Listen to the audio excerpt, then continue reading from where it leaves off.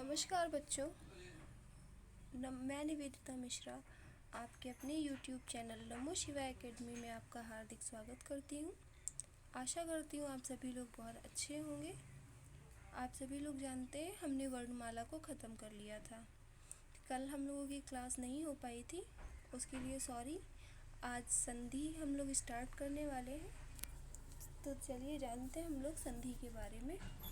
संधि स्टार्ट करने से पहले एक मोटिवेशनल थॉट आप सभी के लिए। वक्त से लड़कर जो नसीब बदल दे, इंसान वही जो अपनी तकदीर बदल दे।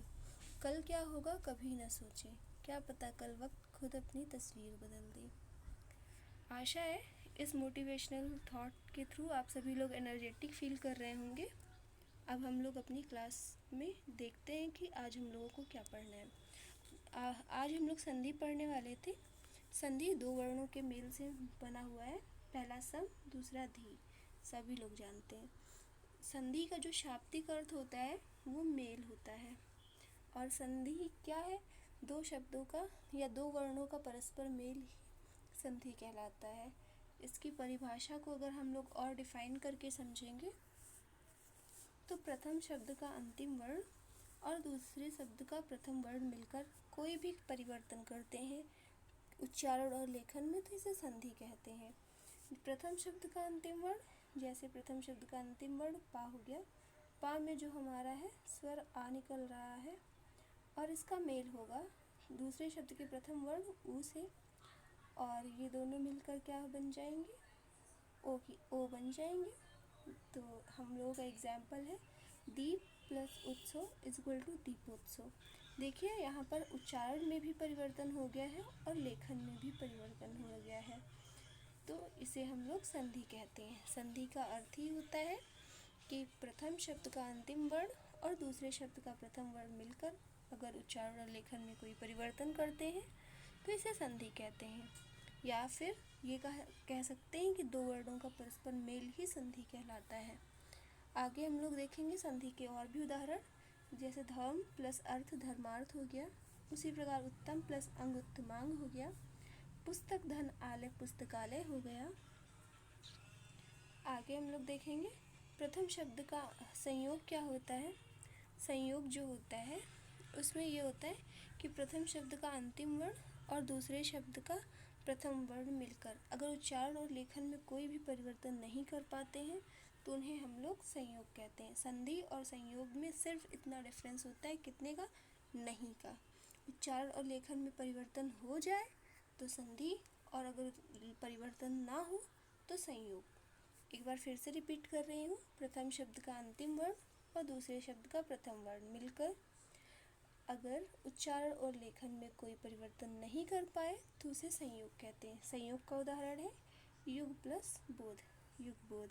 देखिए ना, यहाँ पे उच्चारण में कोई भी परिवर्तन हुआ है और ना ही लेखन में परिवर्तन ही हुआ है, इस वजह से इसे हम लोग क्या कहेंगे? संयोग कहेंगे। अब हम लोग आगे देखेंगे कि संधि कितने प्रकार की होती है। संधि क्या होती है ये हम लोग जान चुके हैं, अब संधि के प्रकार देखेंगे। संधि तीन प्रकार की होती है। पहली स्वर संधि होती है, दूसरा व्यंजन संधि और तीसरा विसर्ग संधि। आगे देखेंगे हम लोग कि स्वर संधि क्या होता है।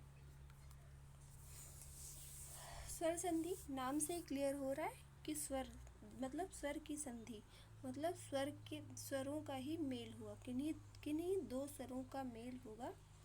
मतलब किसी स्वर के बाद अगर स्वर आ जाएगा तो उसके उच्चारण और लेखन में जो परिवर्तन होगा वही संधि कहलाएगा। इसका एग्जाम्पल जैसे है, ये भया लिखा हुआ है, भया नहीं होगा यहाँ, ये भय प्लस आतुर, भयातुर, और यहाँ मरण प्लस आसन, मरणासन। आगे देखेंगे इसके कितने भेद होते हैं। तो सब लोग जानते हैं कि स्वर संधि के 5 भेद होते हैं। पहला दीर्घ स्वर संधि, दूसरा गुण स्वर संधि, तीसरा वृद्धि स्वर संधि, चौथा यड़ स्वर संधि, पांचवा आदि स्वर संधि। अब हम लोग एक एक पार्ट को अच्छे से डिस्कस करेंगे और देखते हैं अब कि दीर्घ स्वर संधि क्या होती है और इसके क्या नियम है, कैसे पहचानेंगे हम लोग कि दीर्घ स्वर संधि का यूज़ यहाँ पर है।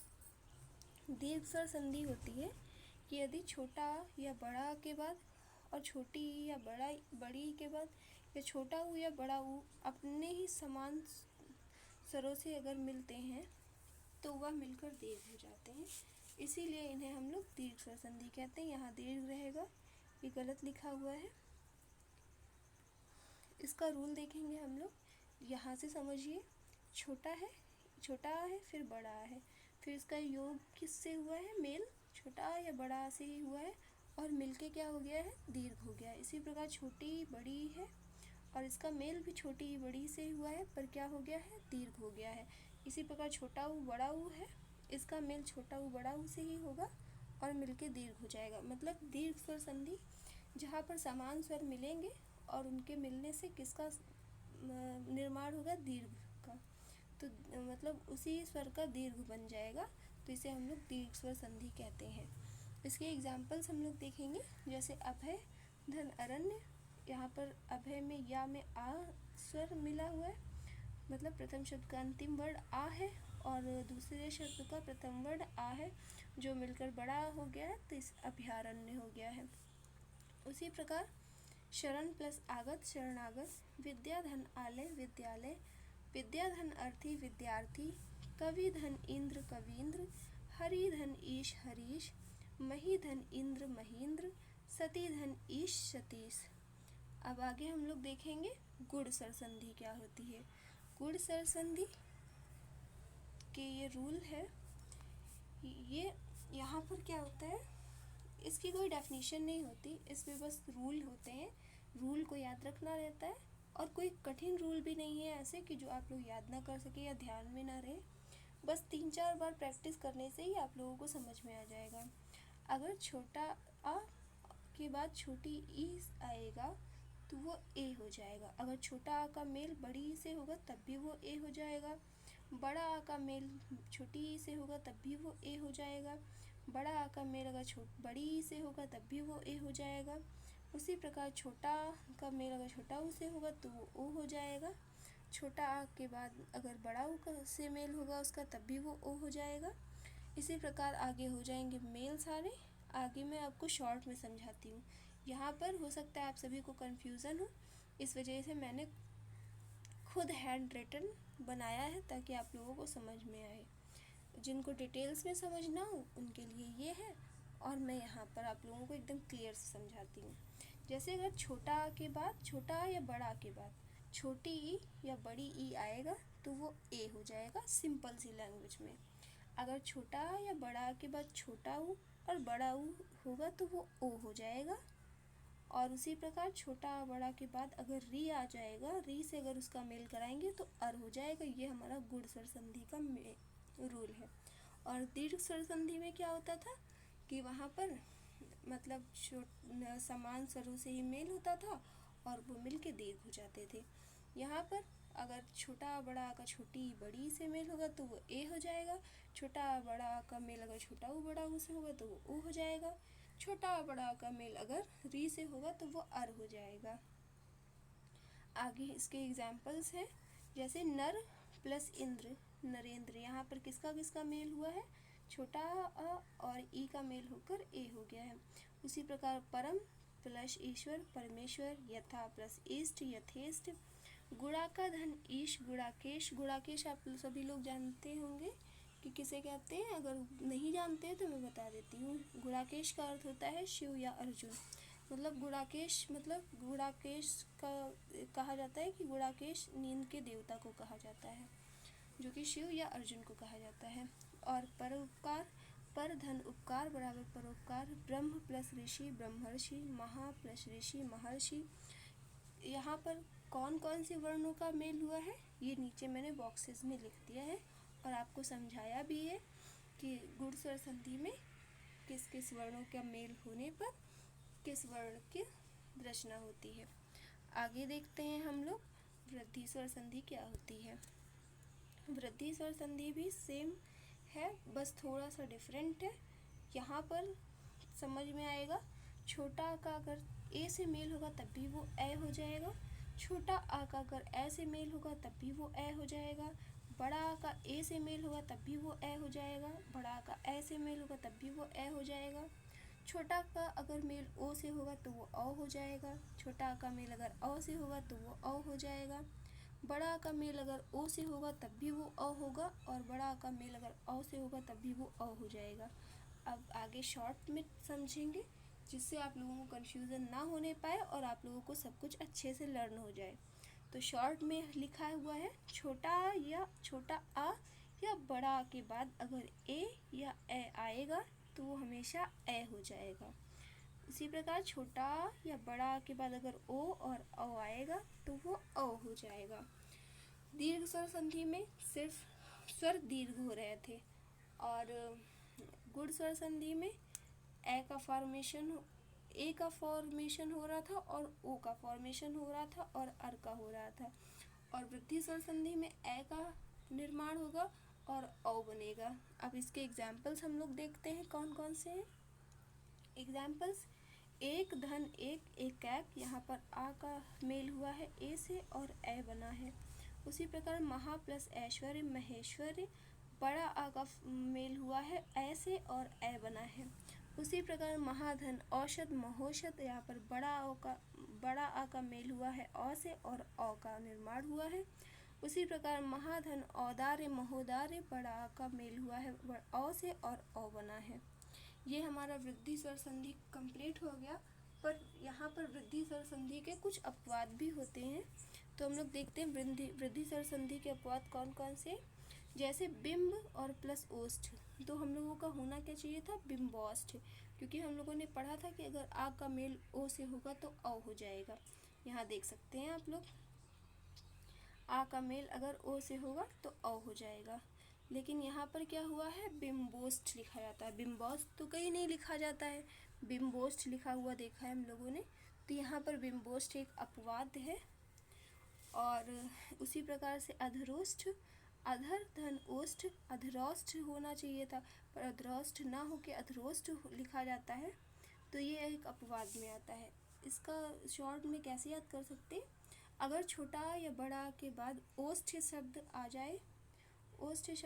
जाए, तो ओ जो होता है वो ओ हो जाता है।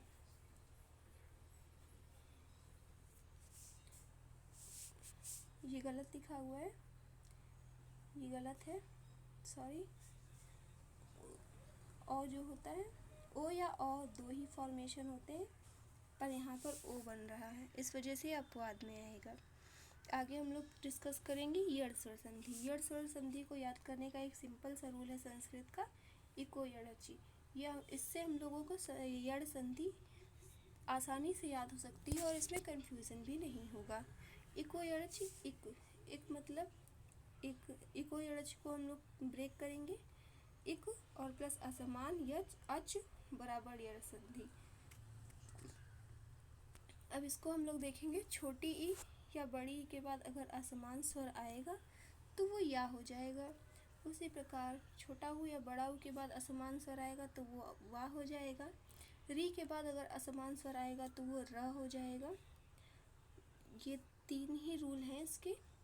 छोटी ई या बड़ी के बाद आएगा असमान स्वर, कोई भी आएगा, छोटा आ सकता है, बड़ा आ सकता है, छोटा ऊ बड़ा ऊ भी आ सकता है, कुछ भी आए तो वो या हो जाएगा। उसी प्रकार छोटा ऊ बड़ा ऊ के बाद अगर असमान स्वर आएगा तो वा हो जाएगा, और री के बाद असमान स्वर आएगा तो वो र हो जाएगा, आधा रा हलंत वाला।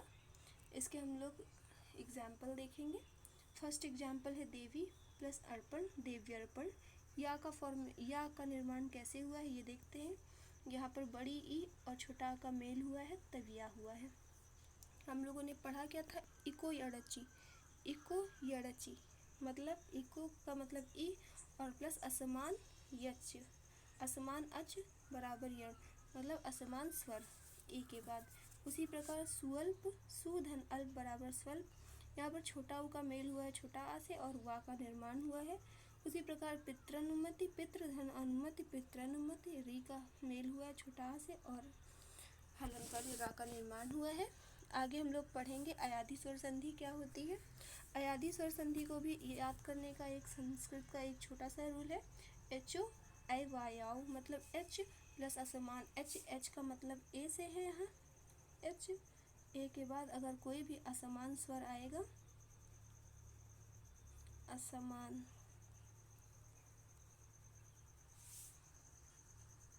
स्वर, यहाँ रूल है, ए के बाद अगर कोई भी असमान स्वर आएगा तो वो ए हो जाएगा। ए के बाद अगर असमान स्वर आएगा कोई भी तो वो आए हो जाएगा। ओ के बाद अगर कोई असमान स्वर आएगा तो वो अव हो जाएगा। और औ के बाद अगर कोई भी असमान स्वर आएगा तो वो आव हो जाएगा। अब इसके उदाहरण को हम लोग डिस्कस करेंगे। इसका उदाहरण है ने धन अन नयन। यहाँ ए का मेल हुआ है आ से और ए का निर्माण हुआ है। उसी प्रकार नय धन अक नायक, यहाँ पर ए का मेल हुआ है आ से और आए बन गया है। यहाँ पर नौ और धन इक नाविक, औ का मेल हुआ है छोटी ई से और आवी बना है। उसी प्रकार भो धन अन भवन हो गया है। ओ का निर्माण, ओ का मेल हुआ है आ से और अव बना है। उसी प्रकार पौ धन अक पावक, औ का मेल हुआ है छोटा आ से और आव बना है। उसी प्रकार भव और धन उक भावुक, यहाँ पर मेल हुआ है औ का ऊ से और आवू बना हुआ है। तो ये सब हमारे दीर्घ स्वर संधि के एग्जाम्पल्स थे, सॉरी अयादी स्वर संधि के। यहाँ पर हमारी स्वर संधि जो होती है वो समाप्त होती है। अब हम लोग आगे डिस्कस करेंगे स्वर संधि के अपवाद कौन कौन से हैं। इनको भी ध्यान में रखना बहुत ज़रूरी है। ये प्रश्न महत्वपूर्ण होते हैं और कई बार परीक्षाओं में पूछे भी जाते हैं, जिसमें हम लोगों को सबसे ज़्यादा कन्फ्यूजन होती है कि इसमें तो ये संधि होनी थी पर यहाँ पर ये कैसे हो गया। तो एक एक एग्जाम्पल्स करके जहाँ तक मोस्टली मैं डिस्कस कर लूँगी और आगे आप लोग समझ सकते हैं कि यहाँ पे ऐसा हुआ है, इस वजह से ये संधि ना होगी ये संधि होगी। जैसे स्वधन ईर, ए का फॉर्मेशन होना चाहिए था यहाँ पर लेकिन ए बना है। स्वा वाह के बाद असमान स्वर आया है, छोटा आ का मेल बड़ी ई से हुआ है तो यहाँ ए बनना था पर यहाँ ए बना है, इस वजह से ये अपवाद में है। उसी प्रकार से स्व धन ईरड़ी स्वैरड़ी, यहाँ पर छोटा का मेल हुआ है बड़ी ई से, यहाँ भी ए बनना था पर ए बना है, इस वजह से ये भी अपवाद है। उसी प्रकार से प्र धन ऊढ़ प्रौढ़, प्रौढ़ मीन्स क्या होता है, बूढ़ा पुरुष कहा जाता है प्रौढ़ को। प्रौढ़ क्या होता है, बूढ़ा पुरुष। उसी प्रकार प्रधन ऊह प्रौह, प्रौह क्या होता है, प्रौह होता है विधि पूर्वक विवाद को हम लोग प्रौह कहते हैं, विधि पूर्वक विवाद को। वो आगे हम लोग पढ़ेंगे अक्ष धन ऊहिनी अक्षौहिणी, यहाँ भी ओ का फॉर्मेशन हुआ था, ओ का निर्माण होना था पर औ बना है। और अक्षौहिणी जो होता है वो सेना के बल को कहते हैं। दंतोष्ठ दंत धन ओष्ठ, यहाँ पर औ का निर्माण होना था पर यहाँ पर ओ बना है, इस वजह से ये भी अपवाद है। इसी प्रकार अधरोष्ठ तो मैंने बताया था आप लोगों का वृद्धि स्वर संधि का अपवाद है। दंतोष्ठ भी आपका वृद्धि स्वर संधि का अपवाद है। अधर धन ओष्ठ अधरोष्ठ। आगे एग्जाम्पल सुख धन ऋत सुखार्त, यहाँ अर होना चाहिए था पर री हो गया। इसी प्रकार दश धन ऋण, अर होना था पर दशार्ण हो गया यहाँ पर, ये भी आपका एक अपवाद है। आगे हम लोग पढ़ेंगे स्वर संधि के अन्य अपवाद कौन कौन से हैं। स्वर संधि के अन्य अपवाद हैं, पहला हम लोग डिस्कस करेंगे ह्रस्वीकरण के अनुसार। ह्रस्वीकरण के अनुसार या दीर्घीकरण के अनुसार, ह्रस्वीकरण के अनुसार पढ़ेंगे। जैसे हम लोगों ने दीर्घ स्वर संधि में क्या पढ़ा था कि आ के बाद अगर जैसे छोटा आ के बाद अगर छोटा आ से मेल होगा तो बड़ा का निर्माण होगा। लेकिन यहाँ देखिए अप और धन अंग, यहाँ पर आ और आ मिलकर बड़ा आ न बन के छोटा आ बन गए हैं, इस वजह से ये अपवाद है आपका। उसी प्रकार यहाँ है सार धन अंग सारंग, सारांग होना चाहिए था पर सारंग है, तो ये भी अन्य अपवाद है आपका। कुल और धन अटा, तो कुल अटा होना चाहिए था, यहाँ बड़ा ना होके छोटा हो गया है, तो ये भी आपका एक अपवाद है। आगे मार्त धन अंड मार्तंड, यहाँ मार्तांड होना चाहिए था तो वो भी नहीं हुआ। मार्तंड जो होता है वो सूर्य का पर्यायवाची होता है। तो ये भी एक अपवाद है। सीम धन अंत, सीमंत, सीमांत होना चाहिए था पर सीमंत हो गया, तब भी ये भी अपवाद है इस वजह से। और सीमंत जो होता है उस सिर की मांग को हम लोग सीमंत कहते हैं। आगे हम लोग डिस्कस करेंगे दीर्घीकरण के अनुसार। उत्तर धनखंड, उत्तराखंड, उत्तर धनखंड, उत्तराखंड कैसे हो गया? यहाँ पर होना तो चाहिए था छोटा, बड़ा की मात्रा नहीं आनी चाहिए थी, पर यहाँ पर आ गई है, तो इस वजह से ये अपवाद जो हुआ है दीर्घीकरण के अनुसार, मतलब यहाँ पर मात्रा दीर्घ नहीं होनी चाहिए थी पर हो गई है, इस वजह से इसको दीर्घीकरण के अनुसार अपवाद मिलेंगे। उसी प्रकार से मार धन मारी, मारा मारी, मार धन मारी, मार मारी होना चाहिए था पर मारा मारी होता है, यहाँ मारा मारी, मारा मारी लिख लेना आप लोग, गलत लिखा है, मारा मारी, मारा मारी। उसी प्रकार धड़ धन धड़, धड़ाधड़, काय धन कल्प, कायाकल्प, मूसल धन धार, मूसलाधार, और दीन धन नाथ, दीनानाथ, विश्व धन मित्र, विश्वामित्र, प्रति धनकार, प्रतिकार। गुणादेश के अनुसार देखेंगे हम लोग संधि में कौन कौन से अपवाद है। प्रधन एषक, प्रेषक, प्रेषक जो होता है भेजने वाला, अर्थात पत्र में अक्सर प्रेषक शब्द का यूज होता है।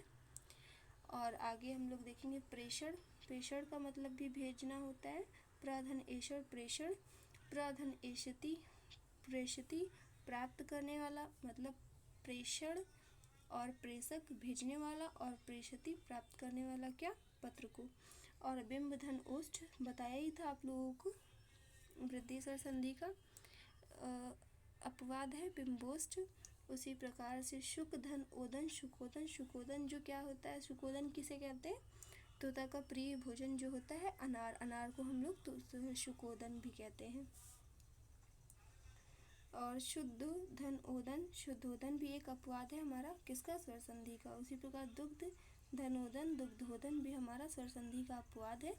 यहाँ पर हम लोगों की स्वर संधि पूर्णतः समाप्त हो जाती है, और कल हम लोग पढ़ेंगे व्यंजन संधि के बारे में, और व्यंजन संधि कितने प्रकार की होती है और कौन कौन से नियम है उसके, और कैसे हम लोग व्यंजन स्वर संधि को अच्छे से समझेंगे। कल हम लोग ये सब डिस्कस करेंगे। और आज के लिए बस इतना ही। Thank you.